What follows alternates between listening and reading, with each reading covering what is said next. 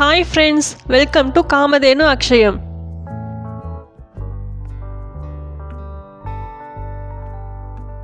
நான் இன்னைக்கு இந்த அளவுக்கு அரசாணிக்காய் எடுத்திருக்கேன். இது 1/4 கிலோ விட கொஞ்சம் அதிகமாகவே இருக்கும்.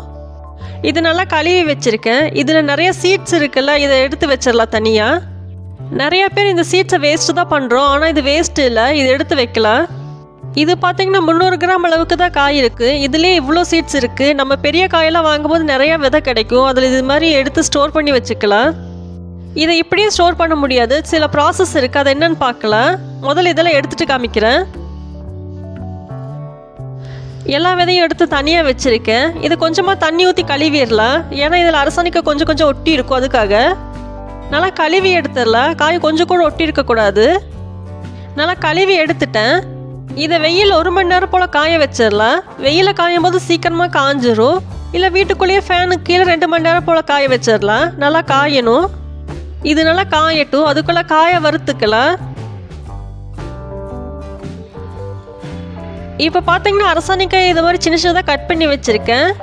ரொம்ப மொத்தமாக வேண்டாம், இந்த அளவுக்கு இருந்தால் சரியாக இருக்கும். காய் உடையாது, நல்லா வெந்துடும். இனி செய்ய ஆரம்பிச்சிடலாம். கடாயில் 1 டேபிள் ஸ்பூன் எண்ணெய் விட்டுருக்கேன். இது சன்ஃப்ளவர் ஆயில் தான். இதுக்கு வாசமே இல்லாத எண்ணெய் தான் நல்லாயிருக்கும். இதை விட்டோம்னா தேங்காய் எண்ணெயில் செய்யலாம், இல்லைன்னா கடலை எண்ணெயில் செய்யலாம், நல்லாயிருக்கும். எண்ணெய் காஞ்சிருச்சு. இப்போ 1/4 டீஸ்பூன் சோம்பு சேர்த்துருக்கேன்.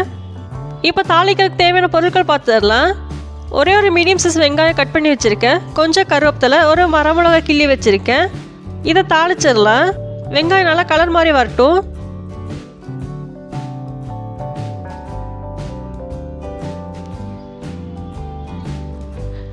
வெங்காயம் நல்லாவே கலர் மாறிடுச்சு, வதங்கிருச்சு, போதும். இப்போ இது கூட கொஞ்சம் மசாலாவை சேர்த்திக்கலாம்.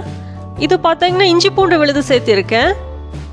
இதில் 1/4 இன்ச் அளவுக்கு இஞ்சி எடுத்திருக்கேன். 4-5 பல் போல் பூண்டு, 1/4 இன்ச்சுக்கு பட்டை எடுத்திருக்கேன். 2 கிராம்பு. இது கூட 1/4 டீஸ்பூனுக்கு சோம்பு எடுத்திருக்கேன். நான் இது எல்லாத்தையும் இடிக்கல்ல வச்சு தான் தட்டி எடுத்திருக்கேன். இது மாதிரி ஃப்ரெஷ்ஷாக செய்யும் போது காய் நல்லா டேஸ்ட்டாக இருக்கும், வாசமாகவும் இருக்கும். இடிக்கல்ல முதல்ல பட்டை கிராம்பு சோம்பு தட்டி எடுத்துகிட்டு அதுக்கப்புறம் இஞ்சி பூண்டு தட்டி வச்சுருக்கேன். இதுக்கு பதிலாக 1/2 டீஸ்பூனுக்கு கரம் மசாலா கூட சேர்த்திக்கலாம். ஆனால் இது மாதிரி ஃப்ரெஷ்ஷாக தட்டி சேர்க்கும் போது நல்லாயிருக்கும். மசாலாவை சேர்த்துட்டு 1 நிமிஷம் போல் வதக்கி விட்டால் போதும், பச்சை வாசம் போகிறதுக்காக தான். நல்லா வதக்கியாச்சு, பச்சை வாசமும் போயிடுச்சு. இப்போ கட் பண்ணி வச்சுருந்த காயை சேர்த்திக்கிறேன். காயை சேர்த்துட்டு 1 நிமிஷம் போல் வதக்கி விட்டுறலாம். எந்த காய் செய்யும் போது இது மாதிரி 1 நிமிஷம் போல் எண்ணெயில் வதக்கி விட்டால் காய் நல்லா டேஸ்ட்டாக இருக்கும். காயோட அந்த பச்சை வாசமும் போயிடும். இதை 1 நிமிஷம் போல் வதக்கி விட்டுறலாம். இப்போ காய்க்கு தேவையான அளவுக்கு கல்லுப்பு சேர்த்துருக்கேன். உப்பு சேர்த்துட்டு நல்லா கலந்து விட்டுறலாம். இப்போ காய்க்கு தேவையான அளவுக்கு தண்ணி சேர்த்துக்கலாம். ஒரு பாதி அளவுக்கு சேர்த்துனா போதும்.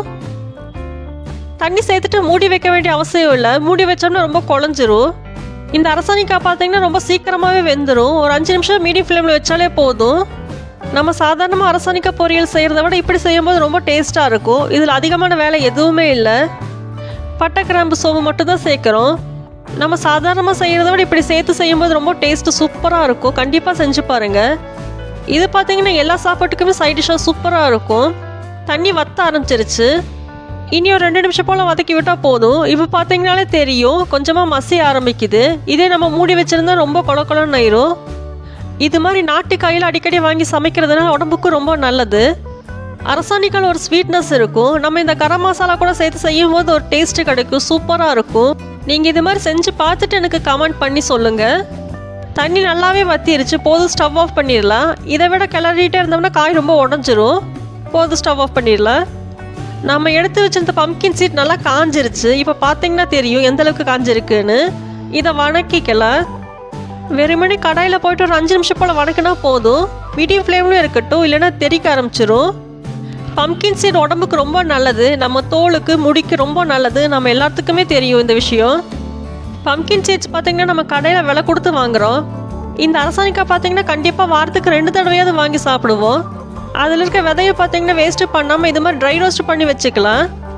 இது பார்த்திங்கன்னா நம்ம தோலோட தான் ட்ரை ரோஸ்ட் பண்ணிகிட்ருக்கோம். இது தோலோடையும் சாப்பிட்லாம், ஒன்றும் பிரச்சனை இல்லை. நல்லா வறுக்கிறதுனால வயிற்றுக்கு ஒன்றும் பிரச்சனை கொடுக்காது. காய் வாங்கும் போதெல்லாம் இது மாதிரி விதையை எடுத்துகிட்டு ட்ரை ரோஸ்ட் பண்ணி வச்சுக்கலாம். ஏர்டைட் கண்டெய்னரில் போட்டு வச்சா ஒன்றும் ஆகாது.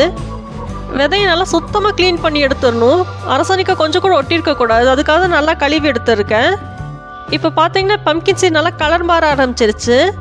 இனி விட்டால் வெடிக்க ஆரம்பிச்சிரும். போதும், ஸ்டவ் ஆஃப் பண்ணிடலாம். நம்ம ஸ்வீட்டுக்கெல்லாம் பம்கின் சீட் சேர்த்து போடலாம். அப்போ இதோட ஸ்கின்னை மட்டும் எடுத்துக்கலாம், வந்துடும் நம்ம இது மாதிரி ட்ரை ரோஸ்ட் பண்ணிட்டோம்னா.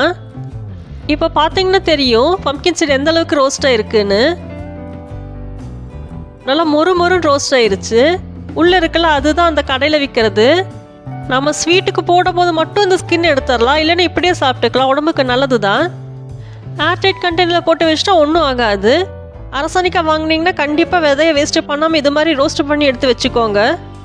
நம்ம அரசாணிக்காய் மசாலா கறியும் பம்கின் சீடும் சூப்பராக ரெடி ஆயிடுச்சு. நீங்களும் இதே மாதிரி செஞ்சு சாப்பிட்டு பாருங்கள். வீடியோ பிடிச்சிருந்தா லைக் பண்ணுங்கள். காமதேனு அக்ஷயத்துக்கு சப்ஸ்கிரைப் பண்ணுங்கள். தேங்க்ஸ் ஃபார் வாட்சிங்.